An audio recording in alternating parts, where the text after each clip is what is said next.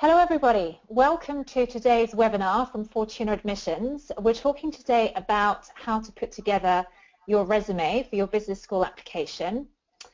We have with us Catherine Tuttle. So Catherine is dialing in from North Carolina, from Raleigh. She spent most of her career at the Fuqua School of Business at Duke University, where she worked in the careers team, and she headed up the career coaching team and provided a lot of one-on-one counseling to MBA students. She is now a admissions coach at Fortuna Admissions and also provides career counseling services to MBA alumni. And my name is Caroline Diarte Edwards. I was Director of Admissions for 7 years at INSEAD, and I'm speaking to you today from just outside of Palo Alto, overlooking the Stanford campus in California. So thank you very much for joining us. We'll move on to the next slide and just introduce you a little bit to the wider Fortuna team.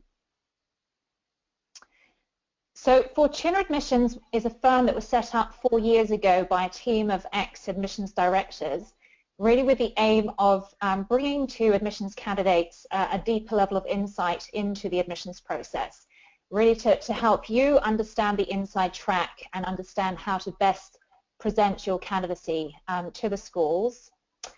So now we have a team of people from a range of top schools, both from the US and international business schools, as you see on the screen.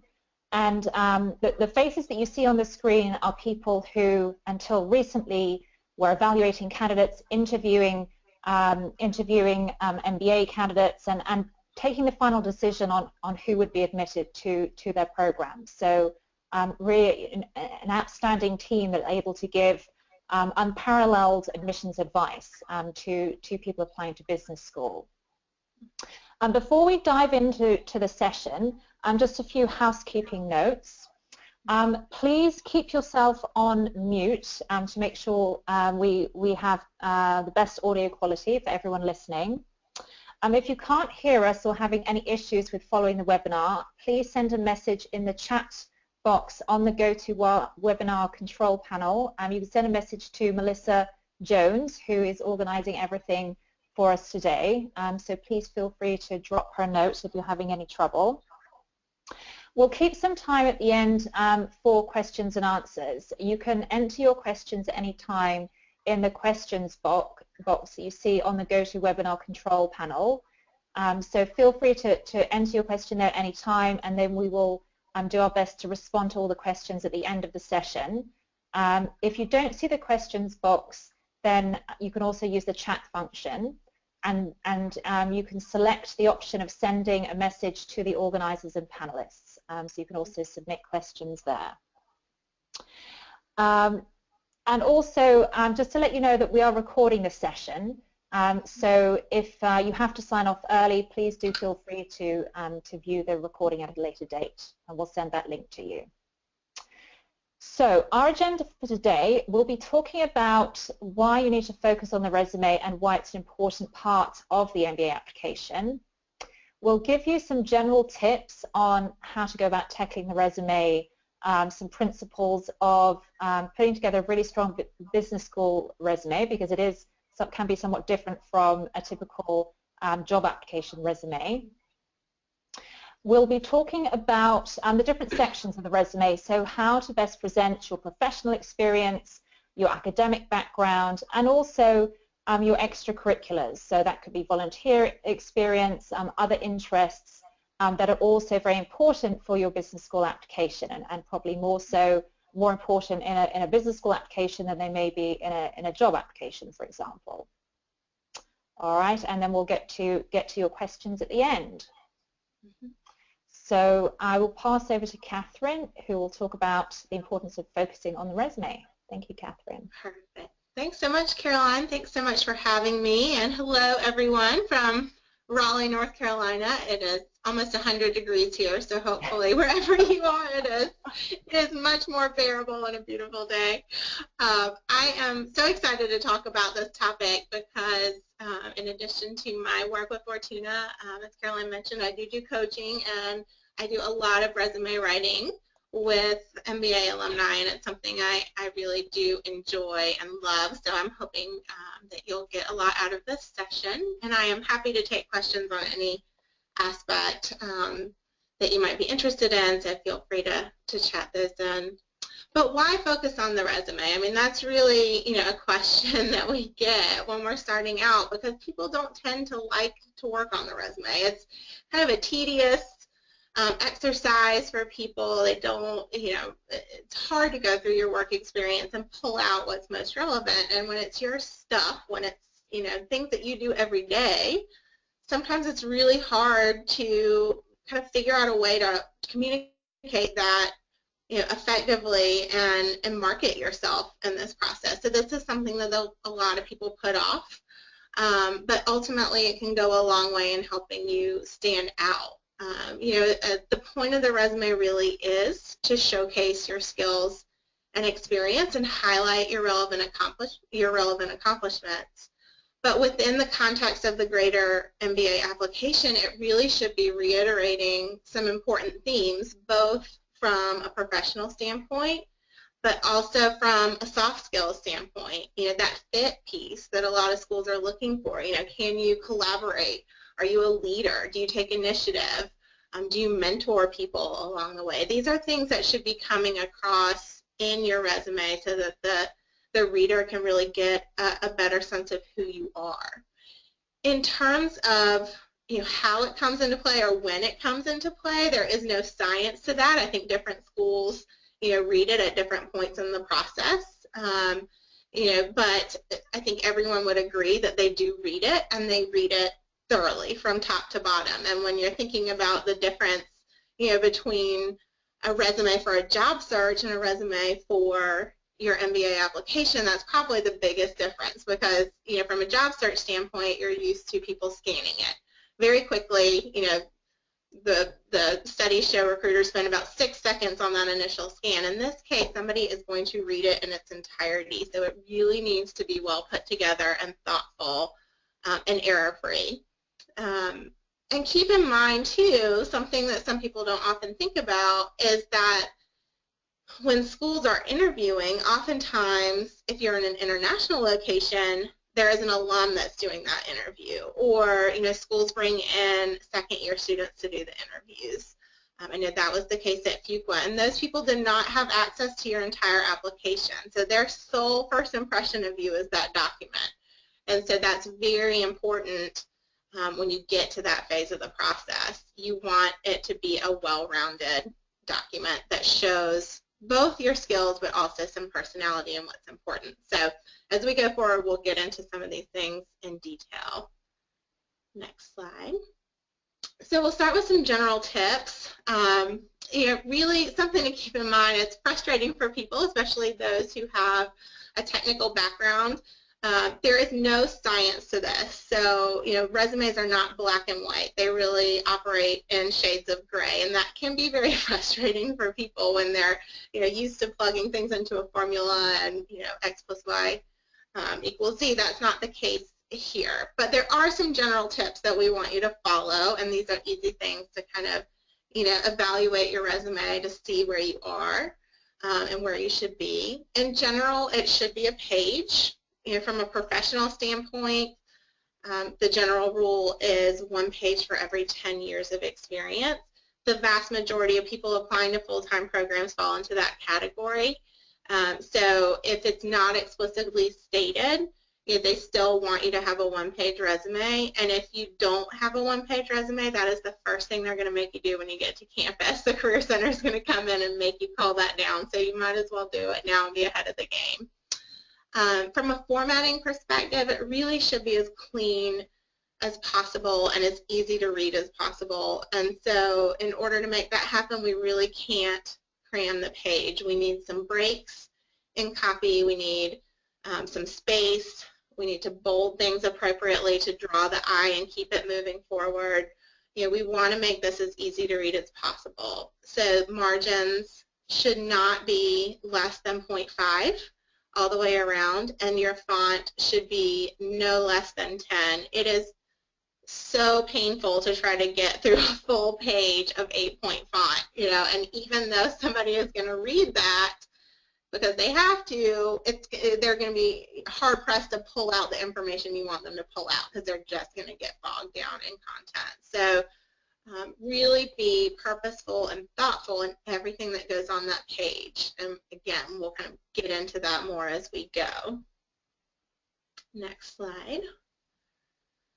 Something to keep in mind, admissions committees have read tons of resumes.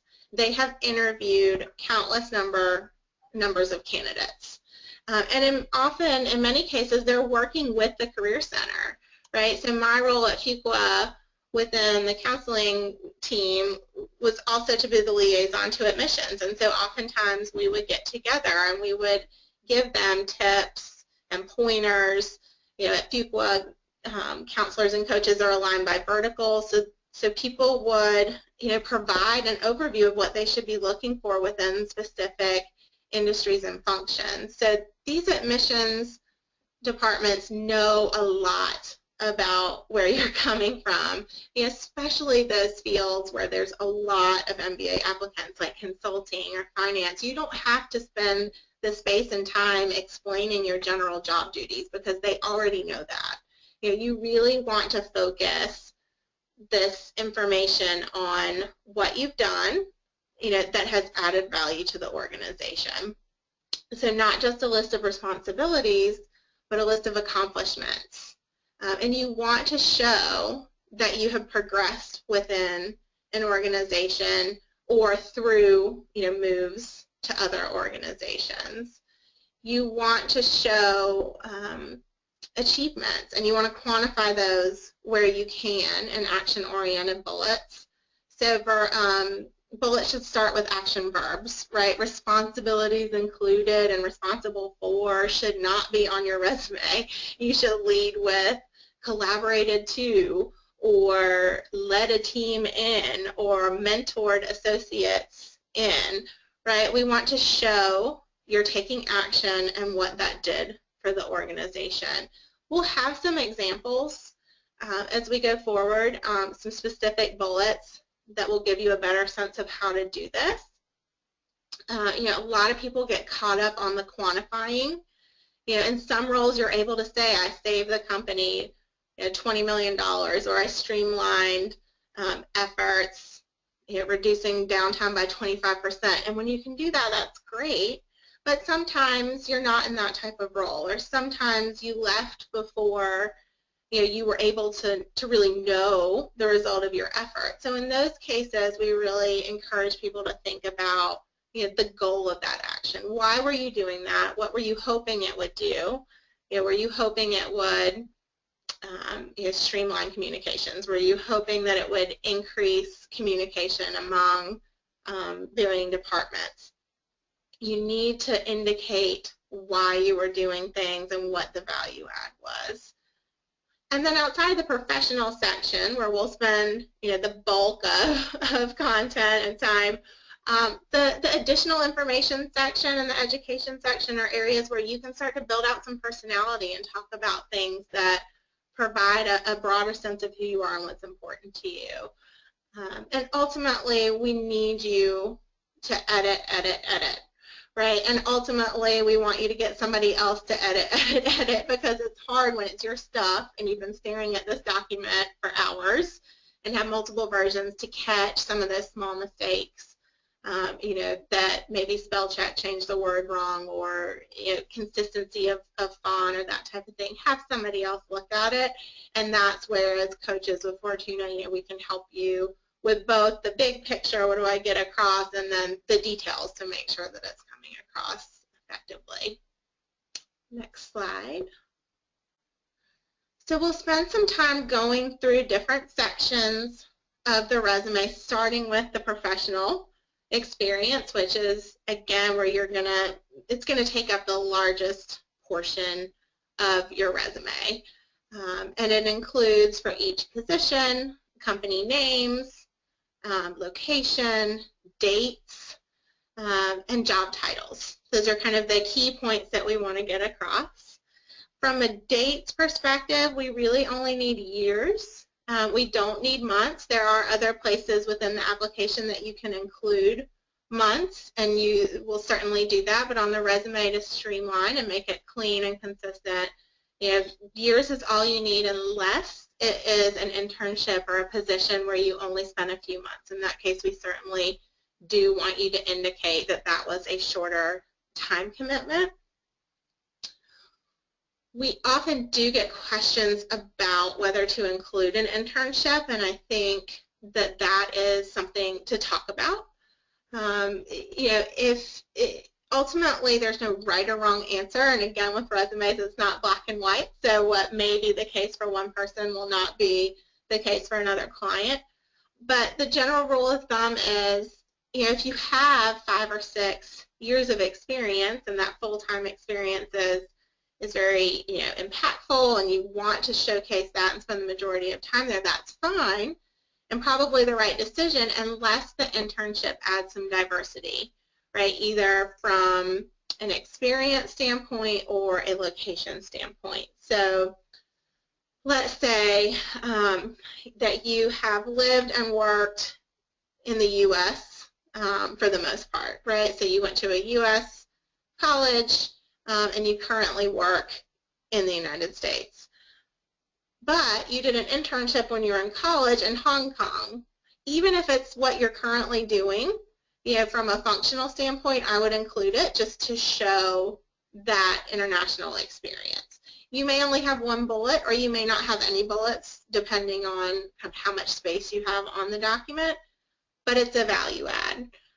Let's say you're currently in marketing and that's where you spent your full-time career since graduating. But while you were in school, you did an internship in a news station, or you worked as a financial analyst and then changed tracks and went into marketing. From that standpoint, it adds value. It's showing a different skill set. It's showing a different interest area. Let's say you work for a startup and you're currently now working for a large corporation. That would be a value add. So I want you to ask yourself, if you're looking at this document and figuring out how you're going to fit all this on one page, does that internship add value? And if it does, let's keep it on. But if it doesn't, it's okay to take those off, and you can again list it in other areas of the application.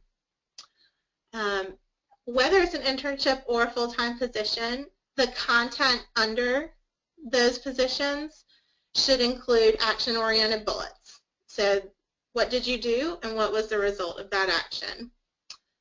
We don't want paragraphs, just to clarify. Nobody wants to read paragraphs on a resume. Recruiters don't, admissions committees don't. And again, they're going to make you put it in the standard format anyway. So go ahead and create those bullets. And use those bullets to showcase not only your professional accomplishments, but those transferable skills that the schools are looking for: collaboration, teamwork, leadership, working with diverse populations, strategic thinking, all those types of things. And in general, you want about 4 to 6 bullets under each position. You do not have to tell us everything you've ever done. We want to know what you've done that has added value and that you're most proud of, that articulates your skills and both technically and from a soft skills standpoint.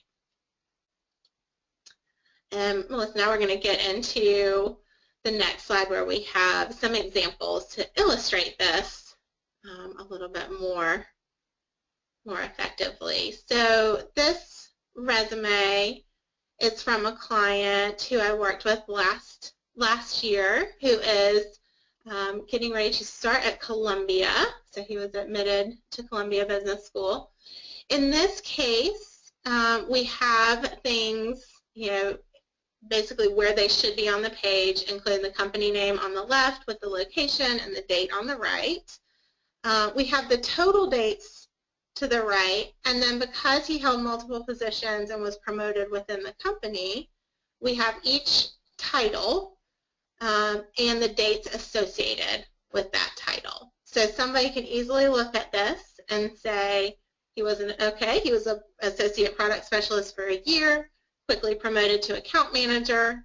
and then ultimately, most recently, promoted again to assistant director. And what we're doing within the bullets is showing growth. So we know, and you know, that when you take on a promotion, you don't leave everything behind and go do something completely different. There's always going to be things that follow you from job to job. For example, reporting. We are always going to have to report to someone in some fashion, but I don't need to know that. I don't need you to list that 3 times. So in this case, we think through within each position, what are my major accomplishments and how do I get those across? We're starting with action verbs, so manage and grow relationships, asked by senior management to onboard and train new hires. That's getting to coaching and mentorship.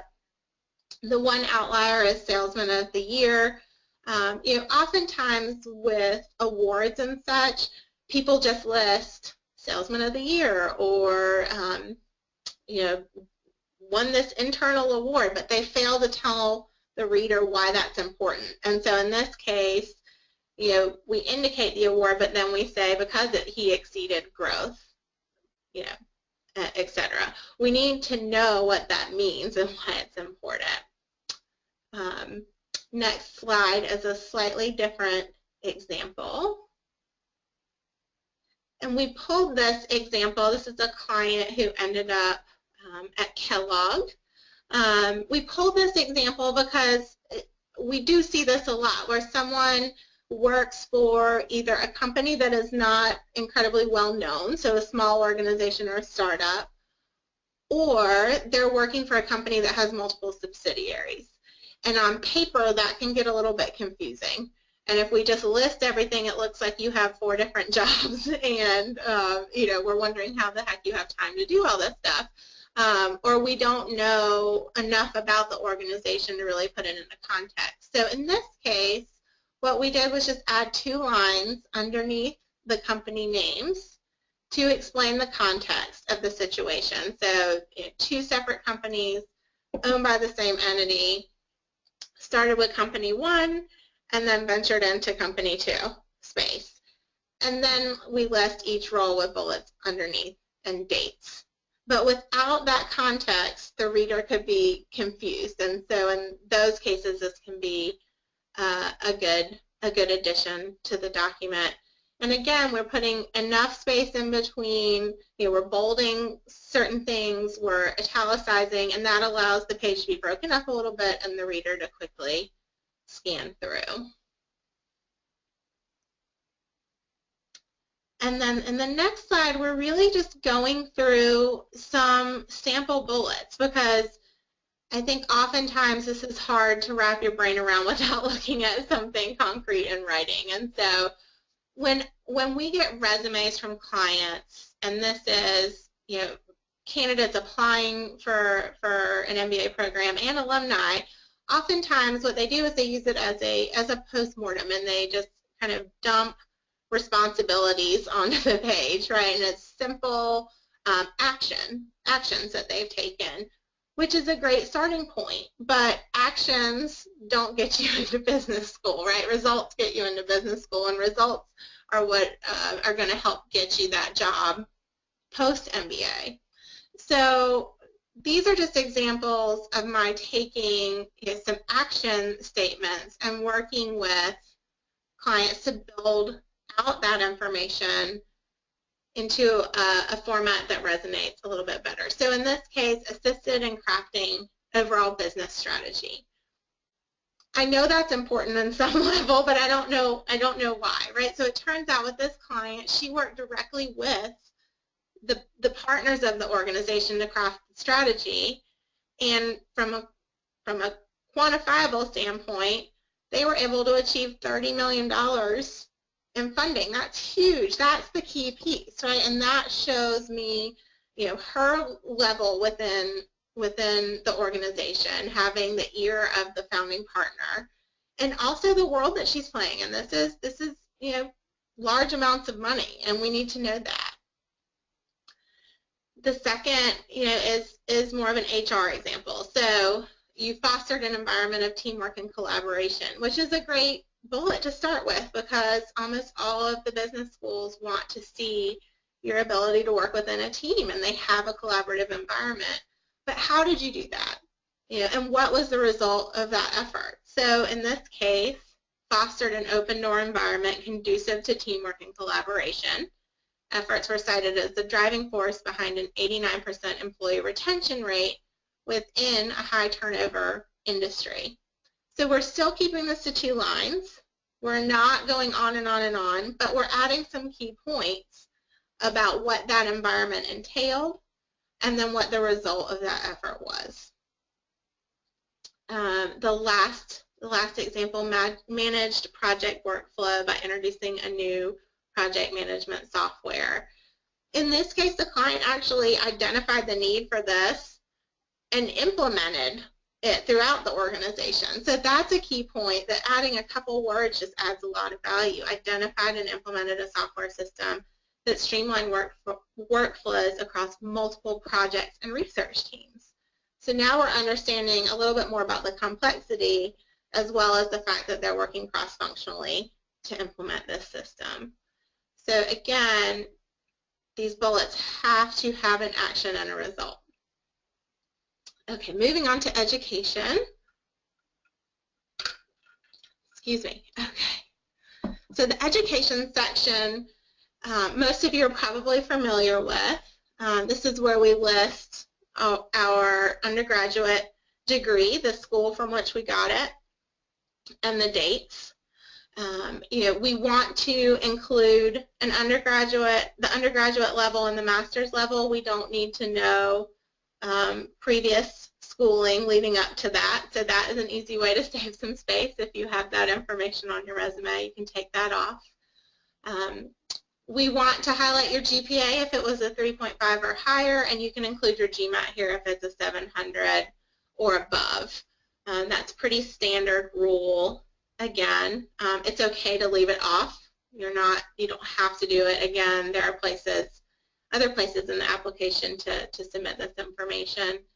But in addition to just listing your degree and the years, it's also an opportunity for you to show involvement on campus. So underneath that degree, you can list involvement with student organizations or student leadership organizations. You can list involvement with the alumni office.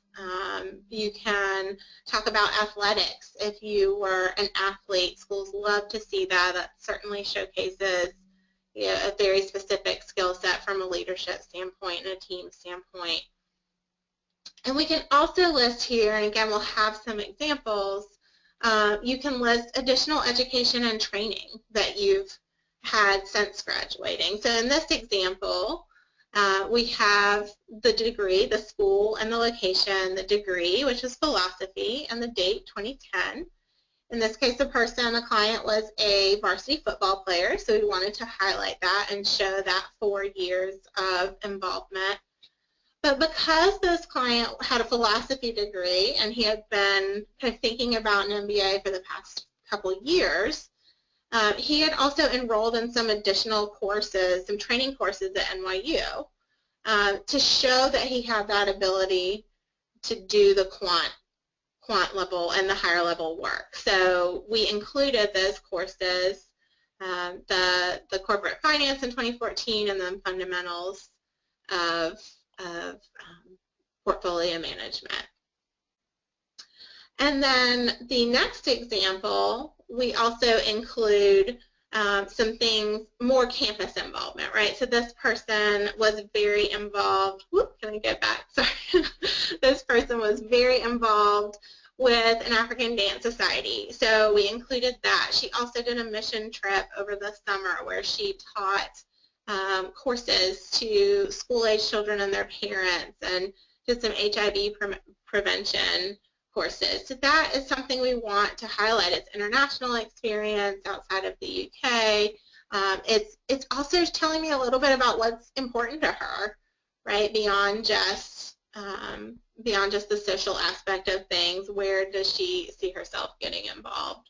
So there are different ways you can highlight either additional training to maybe combat some nerves around your GMAT or your quant ability on paper based on your undergraduate major, and also show some personality. And this last section that we'll talk about is the additional information section, and this is really where you have the opportunity to show some personality and draw the reader in. I think this is often, from an interviewer standpoint, whether it's from a job search perspective or an MBA interview, where you can connect with somebody on a personal note, which is always nice when you can make that human connection and kind of go off on a tangent about something. So in this case, we want to show meaningful involvement. And what I mean by that is that anybody can be a member of an organization, and oftentimes we see a member of such and such alumni association, but that doesn't tell me a whole lot. What I want to know is how you've gotten involved with the Alumni Association. Were you a regional representative? Were you coordinating opportunities for alumni from that school to get together in your geographical area? Were you fundraising on behalf of the university? Were you an admissions interviewer, right? Did you work with admissions to help recruit potential students? These are the types of things that can resonate with the reader in a much deeper way, especially an MBA program where they're starting to envision how you might give back to them as an alum of their school. So we want you to be specific. We want to include as much information as we can, depending on how much room you have left on the page. And we want to highlight things like fundraising, like recruiting, either on behalf of your alma mater or your company. That's always a plus too.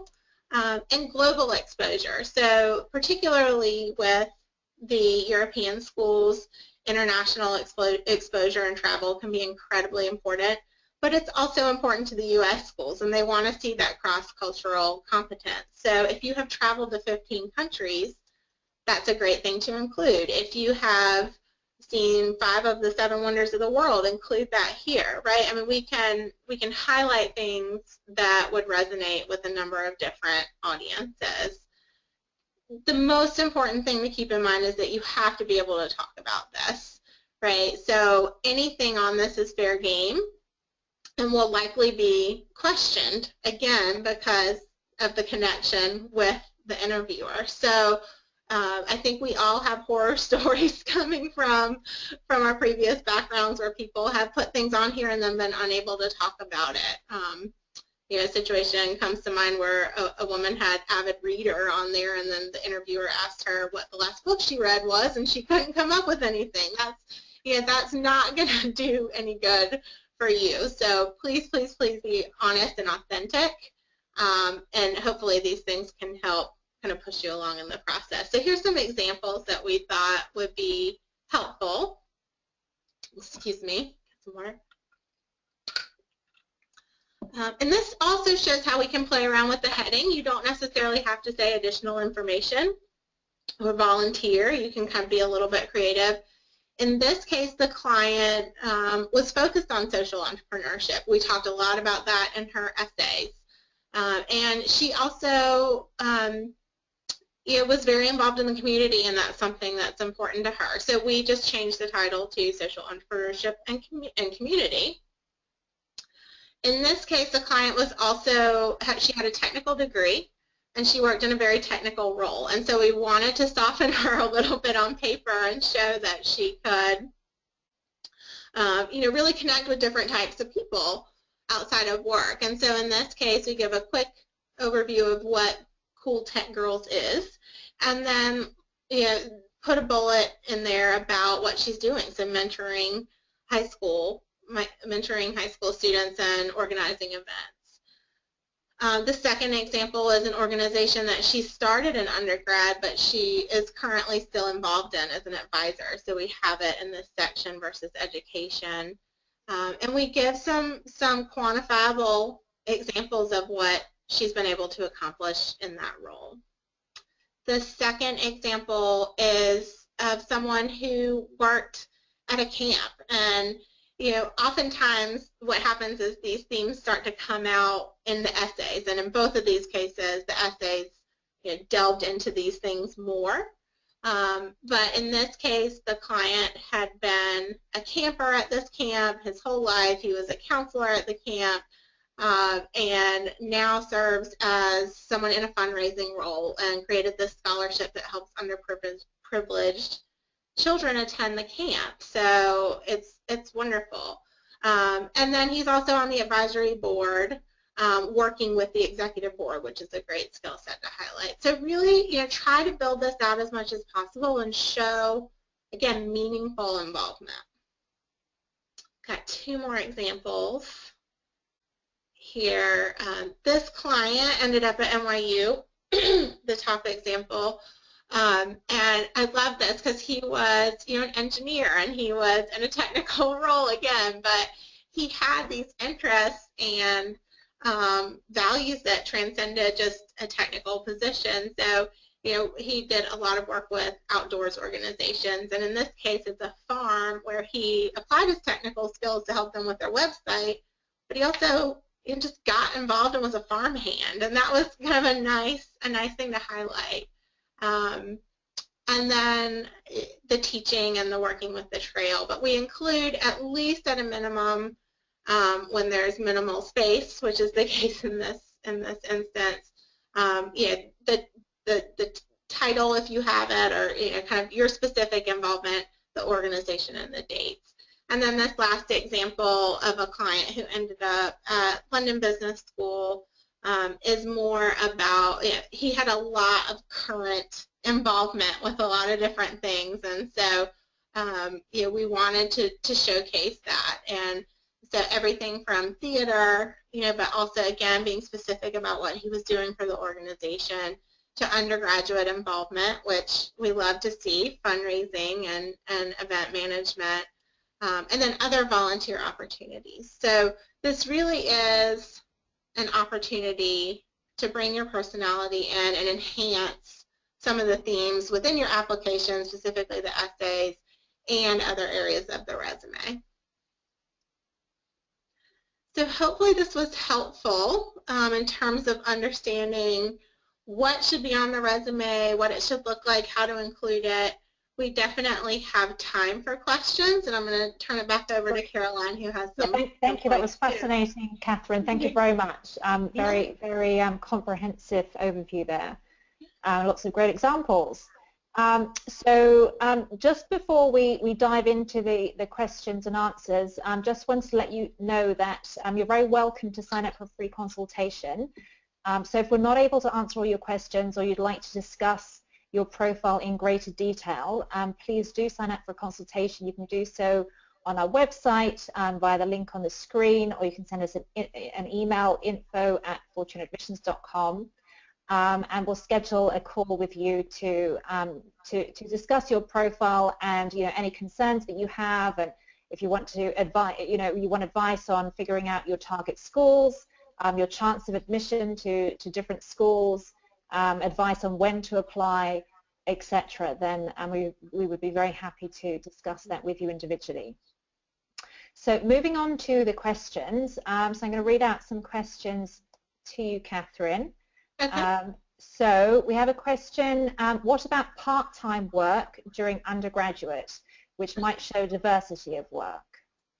Yes, certainly. Again, anything that adds to your profile is a bonus. And even if it's part-time or volunteer, as long as it is enhancing things from a diversity standpoint of location or function, I think that's a value add. It's also, you want to make sure it's also reiterating the themes brought forth in your application. So if maybe you're missing some leadership experience from a full-time perspective, but you have it in other areas, whether it's paid or unpaid, it's appropriate to bring that experience out there. Yeah. Yeah. Okay, great. Another question, should education be listed before work experience or vice versa? Vice versa. So work experience, lead with work experience, and then your education can go at the end of the document. Mm-hmm. All right. Okay, great. Is it a good idea to put internships and all other and more information on public LinkedIn profile and add a link to that in the resume will that be valuable, and will they look at the LinkedIn profile? So I do think linking to your LinkedIn profile is a good option. I think I would do that at the very top of the resume, where you have your address, phone number, email address, then LinkedIn. I think you really need to keep in mind that if you're looking at an interviewer who's interviewing you, they're not going to have that in front of them. So you really want to make sure that what you're putting on that paper is relevant and showcases your skills and abilities in the most effective way. I wouldn't rely on them going to LinkedIn. Yeah. I think they will. Most people will. Admissions will check your social media presence, and an interviewer would likely Google you the same way they would in a job search process. But if it's an internship that adds value and really highlights your skill set or your experience in some way, I would make sure it's on the page and not just rely on LinkedIn. But LinkedIn is a great supplement to the resume as well. Yeah, absolutely. Another question, how do you explain employment gaps? Well, there is a specific place on the application typically where you address any gaps in your work experience. I don't think you need to explain it on the resume. I think in general gaps have become more common than they used to be due to the nature of our economy. People get laid off, people get restructured, their positions disappear. It's really about how you adapt and how you get back in the game. So having a gap, whether it's 6 months or a year, you'll have the opportunity to address that later, but on the resume it is what it is. You just put it out there. Yeah, okay. If you have 4 job changes over 9 years plus additional info, would a 2-page resume still work, or would it be seen as a negative? If they say 1 page, it needs to be a page. So I think that, in most cases, you're going to have to get it down to a page. And if you don't, I think it would be seen as a negative because you're not following direction, unfortunately. If you have 9 years of experience, you should be able to get that to a page. And most of our clients do that. I think all of our clients do that. And so it's really thinking about how each role built on one another. We don't need to repeat. We want to show growth and progression. So you want to pick, again, 4 to 6 accomplishments within each position and showcase those there. We're not going to be able to list everything you've ever done in every single role. And if you were somewhere for a year, maybe you only have 1 or 2 bullets. I mean, you have some leeway there. Caroline, would you agree? Yeah. I would absolutely agree. Yes, it takes quite a bit of time to whittle down the resume. Often, as you know. Often clients will start with many pages, right? I mean, we sometimes get drafts like 6, 7 pages long, but it is a starting point. So. It does take quite some time and iterations to whittle things down, but it is important, and candidates need to remember that the file reader has a lot to get through, and it's important to respect the word count in the essays, the requirements on 1-page resume, etc. Because if you don't, then you risk irritating them. If they feel that they've got too much to wade through and you haven't been as concise as you could have. So you don't want to have, you don't want to have a 2-page resume that backfires on you in any way. Right. Especially if you get to the point where you've got someone with a similar profile, but they follow directions and they got it down to a page. You don't want that to be counting against you. Yeah. Okay, another question. How can I highlight international exposure while at work, site visits for research, or working with a client, for example? Yeah, so that's a great question, and I think you do want to highlight that. So if you are conducting site visits, and you could indicate that through a bullet, right? Conduct visits across at sites across 6 countries, or in 7 international locations. That way. You could also, say work with, if you're working with virtual teams in different countries. So collaborate with counterparts in a virtual environment across 5 time zones, or 5 countries, or something along those lines. Yeah. So yes, we do want to highlight that in as many ways as possible. Yeah, absolutely. Another question which I will take. Last year, for the first time, INSEAD published an official resume format. To what extent should this format be used? Is it better to use it or not? Actually, the font is smaller than the 10 points that we recommend. So, so I'm not a big fan of the INSEAD template, and there is no requirement to use it. They really just put it there as an option if you don't have any other template to use. They have no preference for it.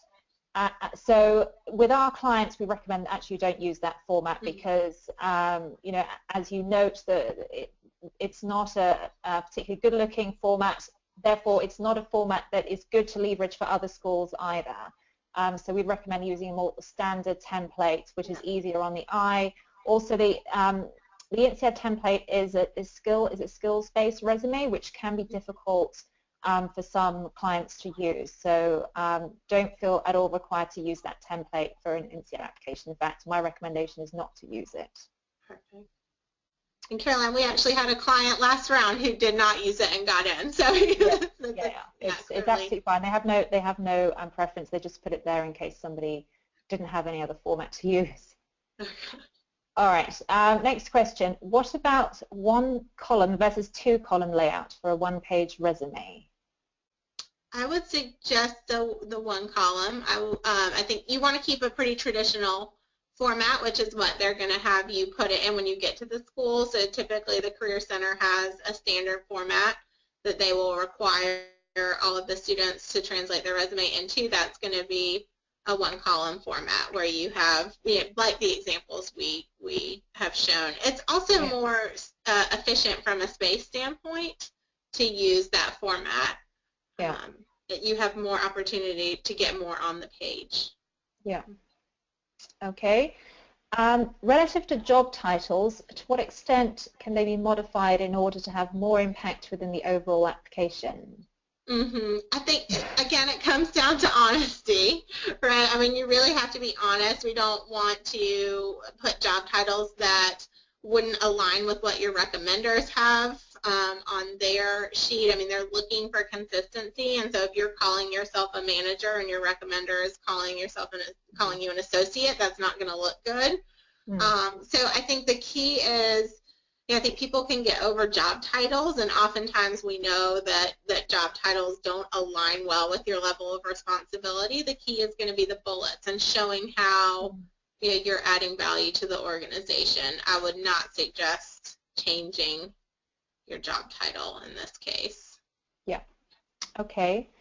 Another question is adding memberships of professional organizations such as IEEE useful. I don't know what IEEE is, but I believe it's an engineering association, if I remember correctly. Again, membership isn't necessarily a huge value add unless you can show involvement within that organization. I would also say be wary of things that are very specific to an engineering background or any other type of technical background where it wouldn't apply to your post-MBA goals.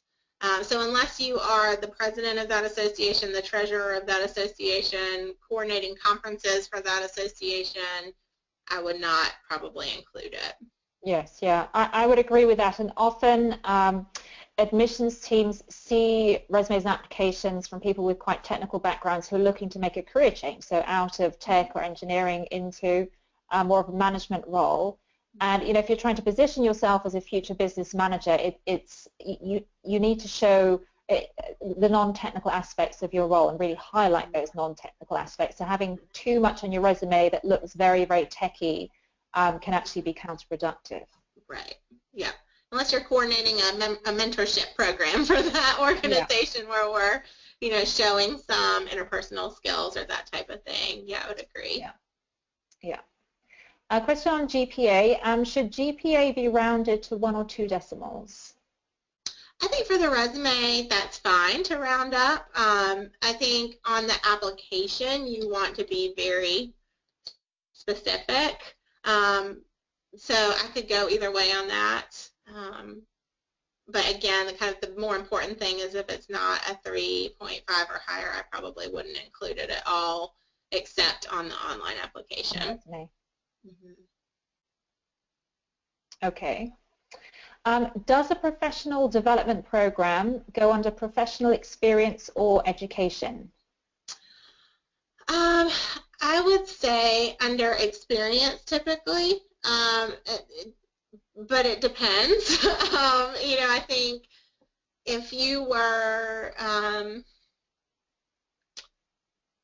gosh, that's tricky. And I mean, if they could give us more details around kind of what the professional development was and kind of how common it is and whether there's a curriculum that they're following where it would be more of an education, or if it's more of a, you know, internal professional development program, you know, internal to the company, that would be helpful. But I think it really could go either place. Yeah, I would agree. In my opinion. Yeah. I've traveled to multiple multiple work projects over a 3-month stay. Is this worthwhile to mention under international exposure and travel on the resume? I imagine. So would you highlight that on the resume? That they are traveling to multiple locations for work assignments? Yes, I believe so. Yeah, I think under your professional experience you could highlight that in terms of, again, kind of served as a consultant for international offices and then providing some context around what you were doing in those offices if there's some overlap there. You could also kind of put it into, you know, if you're talking about, you want to add a bullet about travel and additional information, you could lump those work visits into, you know, the number of countries you've been to or that type of thing. I think if it's a professional experience, it probably warrants a bullet under your professional section, but we would want to know, you know, the value add you were providing to those international locations. Yes, yeah. I would say especially if the candidate is applying to international schools like INSEAD or London Business School, where international experience is really fundamental to what the schools are looking for, then, you know, highlighting all of our international experience is very important on the resume. And from a classroom standpoint, you know, showing that you know, they would see that and say, okay, well, they've seen business practices in 4 different countries. That would be an interesting discussion, you know, if you're helping them, you know, from a financial standpoint, you know, or whatever the case may be, or, you know, consulting standpoint, you would bring some interesting perspective to discussions in the classroom and in teamwork. Yeah, absolutely. Another question, my internship during undergrad was in a different industry, so I'd like to keep it on my resume, but I was only there for a few months, and I don't have a lot of accomplishments. How should I position that on the resume? Yeah, so I think you should include it if it's adding some diversity to the resume. You know, it's tricky with internships because we don't necessarily expect you to have a ton of results. You know, if you if you did some research and then presented to the president of the company or the director, you know, that would be something to include. If you put together a plan that ultimately was accepted, you know, to be put into place, that could be included. But ultimately thinking about, you know, kind of articulating the project work that you did and why you were doing it, you know, ultimately how do you think that would be applied within the organization? But you only need 1 or 2 bullets under that because it's a 3-month period. So 1 bullet kind of talking about the work that you did, why you were doing it, and who you presented it to would be fine. Yeah. Okay, great. How would you list contract or freelance work? Yeah, so I think I would list it as contract work. I mean, it depends on whether you are doing that in tandem with your additional full-time work, or whether that has been your source of income. but it should be under professional experience if you're getting paid for it. If it's volunteer work, then that would be a different kind of section, but for professional experience, if it's contract, I think it should go in the professional section. And you can just simply list it as, contract in parentheses, or, kind of list contract / freelance work, the dates, and then the projects underneath in bullets. Yeah. In the finance area, is it recommended that work experience bullet points are structured by individual project, as in deals, for MBA resumes? Mm-hmm. So you're likely not going to be able to list every single deal you've ever done if you're in a finance role. I think it's good to highlight a few that you've done that were particularly impressive, right, and highlighting who you were working with on that, what the result of that effort was. So yes, I do think it's preferable, but will you be able to list every job? Probably not. I mean, that's similar to consulting, where you have multiple projects, but you have to cull that down. And that's where, again, working with someone can be so helpful, because there's the feedback of whether or not something is repeating, right, or whether or not something's as relevant as you're wondering, you think it is, right? So I think the key piece of this is the repetition. If it's 3 very similar deals, maybe lump that into one bullet, close 3 transactions, worth X, Y, Z. If I volunteered full-time for several months, should I include that under professional experience, or break that out into a separate volunteer and social entrepreneurship section? I would probably break that out. If you're not getting paid for it, then it is volunteer work, and it should be in a separate section. Since it is one page, if you're worried about a gap or addressing a gap, I think because it's a page, we're going to be able to see that when we look through and kind of ultimately, compare things. But if you're not getting paid for it, I probably wouldn't put it under professional. Doesn't make it any less relevant or important to put it there. Yeah, absolutely. So we've got to follow up on one of the earlier questions. So related to job titles, I was not talking about changing the real level of the job.